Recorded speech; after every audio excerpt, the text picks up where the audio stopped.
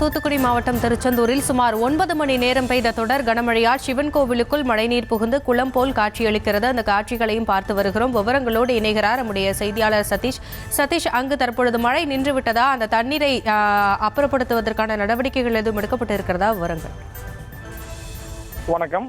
திருச்செந்தூர் சுமார் 9 மணி நேரம் பெய்த தொடர் கனமழையால் சிவன் கோயிலில் மழைநீர் புகுந்து குளம் போல் காட்சி அளிக்கின்றன. அந்த காட்சி தற்போது நம்ம பார்த்து வருகிறோம். தூத்துக்குடி மாவட்டத்திற்கு கனமழை ஆரஞ்சு அலர்ட் விடுக்கப்பட்ட நிலையில் திருச்செந்தூர் மற்றும் அதன் சுற்றுவட்டார பகுதியில் இடியுமில்லுடன் நேற்று இரவு 10 மணி முதல் தற்போது வரை சுமார் 9 மணி நேரம் தொடர்ந்து மழை பெய்து வருகின்றன. இதனால் மின்தடை ஏற்பட்டது. தொடர் கனமழையால் தாழ்வான பகுதியில் மழைநீர் சூழ்ந்து பழமை வாய்ந்த திருச்செந்தூர் சிவன் கோயில் மழைநீர் புகுந்துள்ளது.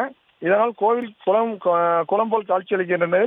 தாழ்வான பகுதியில் கோயில் இருப்பதால் பரவலான மழை பெய்தாலும் அடிக்கடி சிவன் கோவிலுக்குள் மழைநீர் புகுந்து குளம் போல் காட்சியளித்து வருகின்றன.